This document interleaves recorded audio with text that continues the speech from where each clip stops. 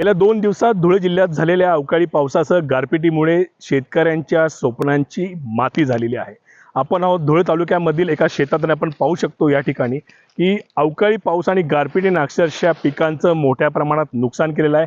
हा जो दृश्यांमध्ये आपल्याला हा मका दिसतो, हा तब्बल 3 ते 4 एकर मधला हा मका कालपर्यंत दौलाने शेतामध्ये उभा होता, मात्र आता हा संपूर्ण मका जो आहे तो अवकाळी पाऊस आणि गारपिटीमुळे जमीनदोस्त झालेला आहे।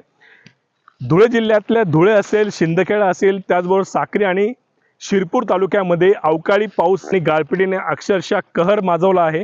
गेल्या 2 दिवसात झालेल्या पावसामुळे मका, बाजरी, ज्वारी, कांदा आणि त्याचबरोबर केळी आणि पपईच्या ज्या बागा होत्या त्या देखील उद्ध्वस्त झाल्या आहेत। मोठ्या प्रमाणावर पिकांचं नुकसान झालेलं या ठिकाणी पाहायला मिळतंय।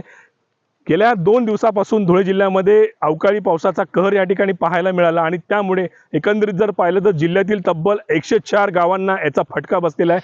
अवकाळी पाऊस आणि गारपिटीमुळे धुळे जिल्ह्यातील तब्बल 3075 हेक्टर जे क्षेत्र आहे ते आतापर्यंत ज्याच्यावर पंचनामा झालेला आहे, प्राथमिक अंदाज जो प्रशासनाच्या वतीनं व्यक्त करण्यात आलेला आहे तो तब्बल 3000 हेक्टरहून अधिक क्षेत्र हे बाधित झालेलं आहे।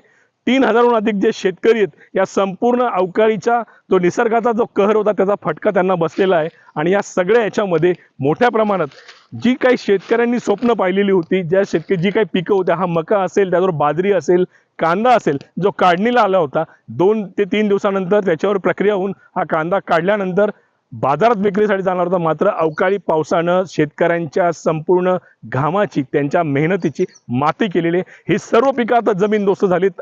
सध्या स्थितीमध्ये प्रशासनाच्या वतीने या ठिकाणी पंचनामे सुरू आहेत, पंचनामे होतील देखील, मात्र तात्काळ शासनानं पंचनामे झाल्याबरोबर शेतकऱ्यांना मदतीची हाक द्यावी, मदतीचा आधार द्यावा अशी माफक अपेक्षा धुळे जिल्ह्यातील शेतकरी आता करू लागलेत। दीपक बोरसे, न्यूज 18 लोकमत, धुळे।